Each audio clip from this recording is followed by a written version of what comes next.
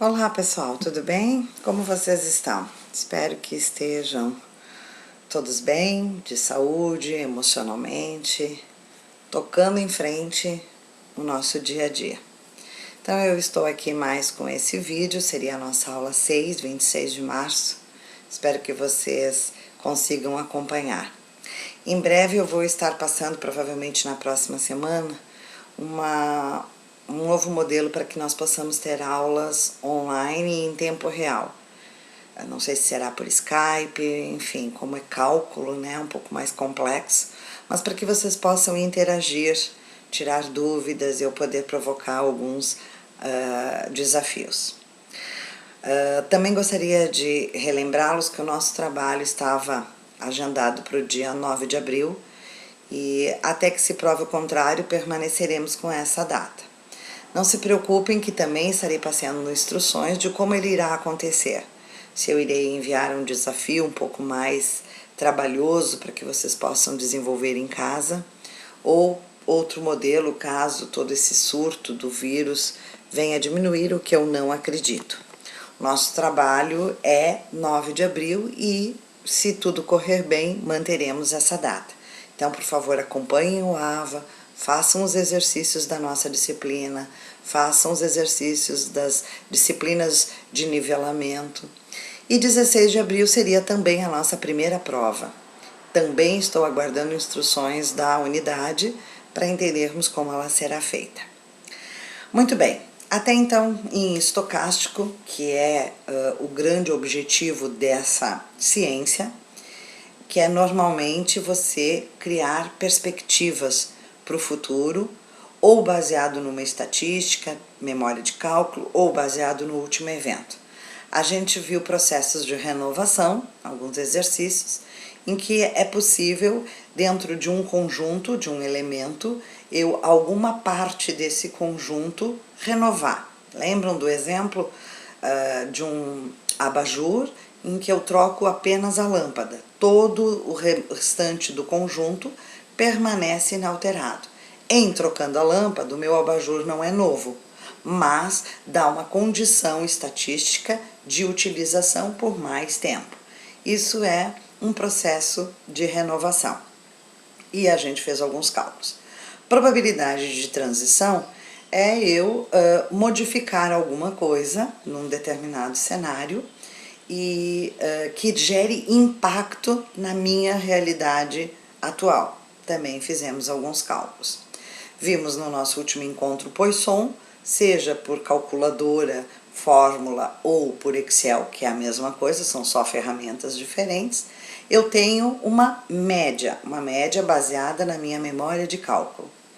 Determino um desvio padrão, que é um percentual de acerto para mais ou para menos, que eu consigo assimilar, e eu crio probabilidades diferentes desta minha média. Então, eu tenho arroz e falta em média 7 horas por mês, eu aceito 10% de margem de erro, né, que seria o nosso desvio padrão. Eu quero saber qual a probabilidade do mês que vem a Rose não seguir o padrão média, eu ficar fora da curva, eu faltar 15 horas. Então, Poisson me permite calcular essa probabilidade. É para isso que estocástico existe, você usar as ferramentas disponíveis, quase todas elas são relacionadas à estatística, e tomar decisões não de forma empírica, e sim baseada num conhecimento científico. Então, eu tenho uma linha de ônibus que tem uma média de ocupação a cada viagem de 40 passageiros. Eu aceito uma margem de erro de 5%, porque agora com o vírus eu preciso garantir uma ocupação da metade dos passageiros sentados. Então, se a minha média é 40, eu quero saber qual é a probabilidade, com essa margem de erro, de termos 20 passageiros sentados. Eu posso ficar fazendo essas simulações. Hoje nós vamos ver cadeia Markov discreta, que são eventos, são situações reais, eu tenho uma realidade, e eu quero saber qual é a possibilidade Na próxima ocorrência deste evento, os valores se mudarem a partir de alguma mudança significativa que eu faça naquele evento, naquele processo. Então, a grande questão aqui de Markov discreta é que eu posso fazer essas modificações em várias etapas e sempre ir recalculando. Lembrando que sempre a anterior reflete na posterior e assim sucessivamente. Então, vou dar um exemplo. Eu falto, né? Acabei de dizer que eu falto em média 7 horas por mês, perdão. Então, ok, eu vou fazer um evento que a cada mês eu vou colocar o ônibus um pouco mais tarde, 1 minuto mais tarde.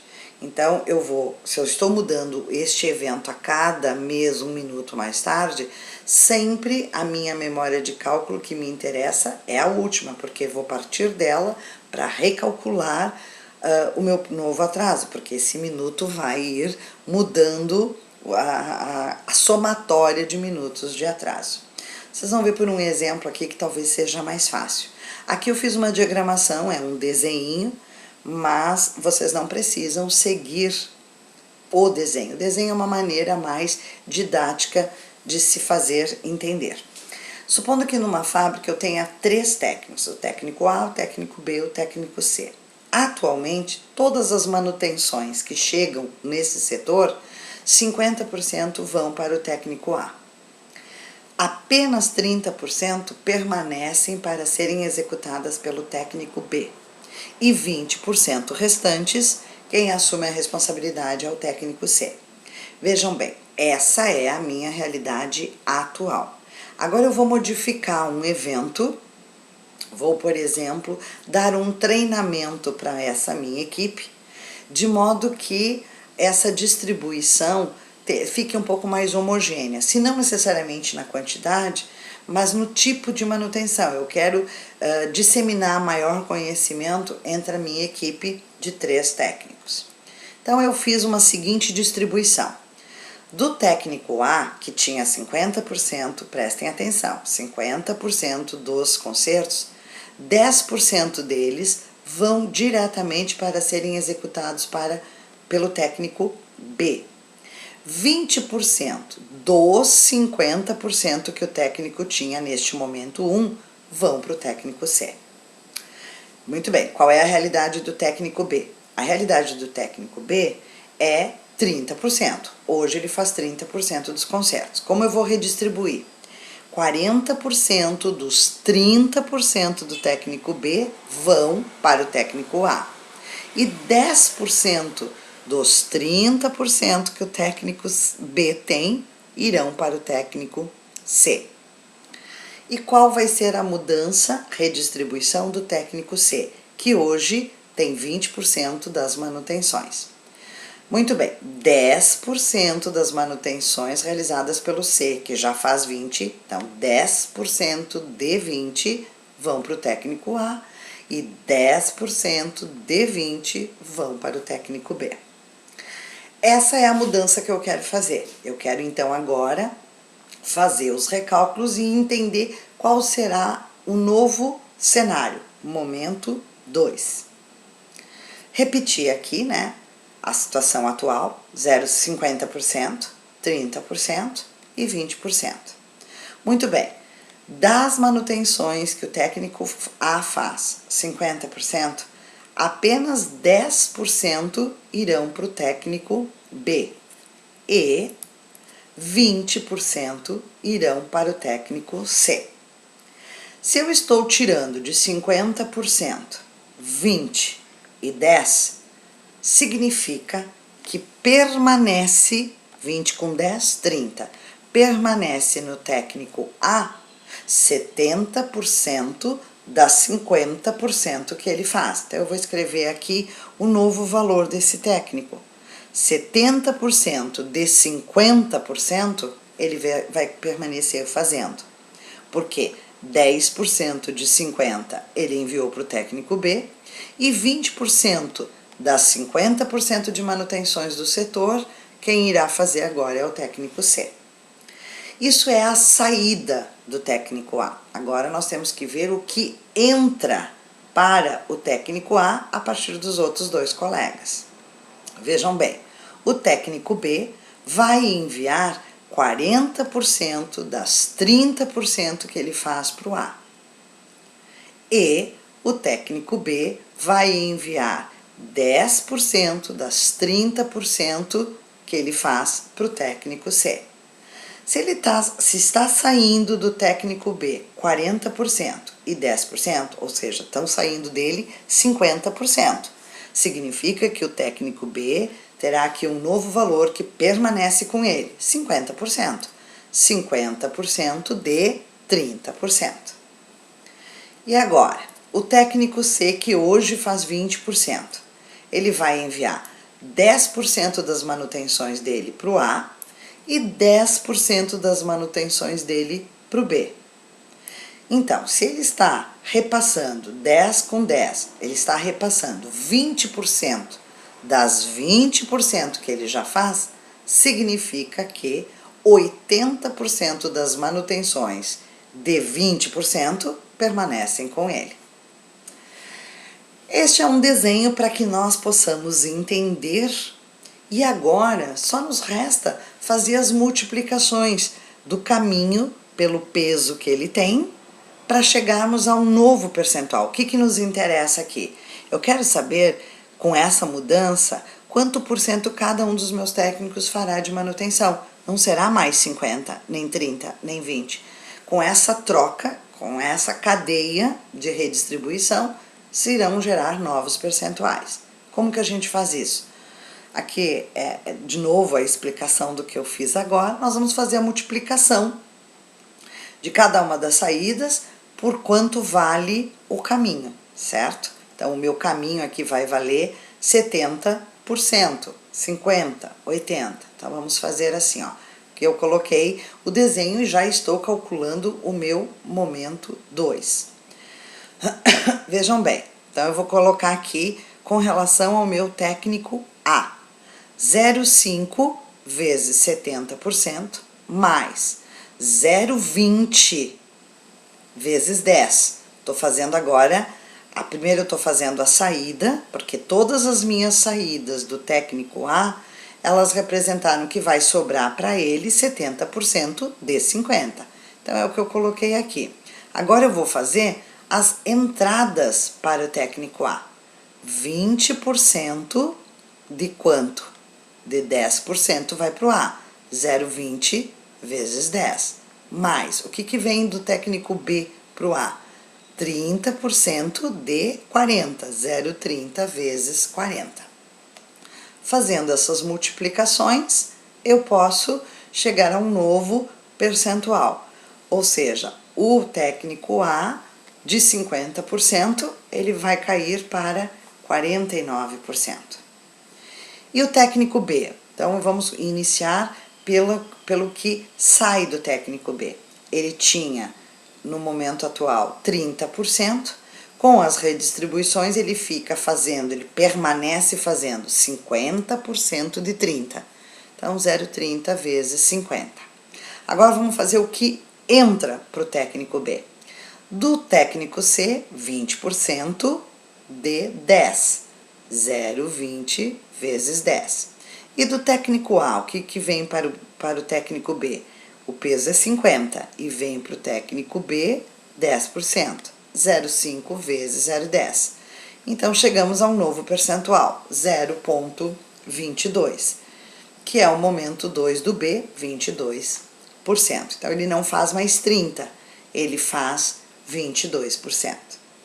E o técnico C? Inicialmente, com as saídas de manutenção dele, ele permanece fazendo 80% de 20%. Então, 0,2 vezes 0,8. Vamos ver o que entra agora no técnico C. Do operador A, que vale 50%, vem para o C 20%. 0,5 vezes 0,20. E aqui do técnico B, o que vem para o C? Valendo 30%, vem para o C 10%. 0,3 vezes 0,010. Fazendo as somas e multiplicações, 29%. Então, no momento 2, com essa mudança que eu fiz de um treinamento, redistribuindo, o técnico A, que era 50%, passa a ser 49%. O técnico B, que era 30%, passa a ser 22%, diminuiu bastante. E o técnico C, que era 20%, aumenta bastante, para 29%. 50, 30, 20 era o início, e o momento 2, 49, 22 e 29. Se eu for calcular o momento 3, quero fazer mais modificações. Posso fazer novas distribuições de percentual, mas eu irei não mais partir do momento 1. Eu vou partir do momento 2, 49, 22 e 29. E vou fazer as mesmas distribuições. Quer dizer, 10% do A vai vir para o B, 20% do A vai vir para o C. É claro que os percentuais que permanecem, eles são imutáveis. E do técnico B, 40 vai para o A e 10 vai para o C. E o C é uma distribuição parelha, 10 para o A e 10 para o B. Vou fazer as mesmas multiplicações agora. 49% de 70, mais, agora eu já fiz o que permanece no A. Agora vamos ver o que entra no A. 0,29, passei para o A, 10%. Ops, 0,29 mais 0,10. Ótimo, e o que vem do B para o A? 22% de 40. Então, faço as multiplicações e cheguei a um percentual de 46. E assim sucessivamente. Agora no B, que está valendo 22% de 50% que fica. 22 vezes 0,5. O que entra no B? Do C, que agora vale 0,29, entra no B 10%. 0,29 vezes 0,10. E do A, que entra no B? Agora vale 0,49 e entra também 10%. Então, eu vou chegar a um percentual de 18,8. E o técnico C, que agora está valendo 29% e permanece com ele 80% das manutenções de 29%. Então, vamos multiplicar 0,29 por 0,80. E vamos somar o que entra no C. Do operador B, vai entrar para o C 10% de 0,22%. 0,22 vezes 0,10. O que entra no operador C vindo do técnico A? Agora valendo 0,49 e continua vindo 20%. Então, os nossos percentuais no momento 3 ficaram 46, 18,8, 35,2.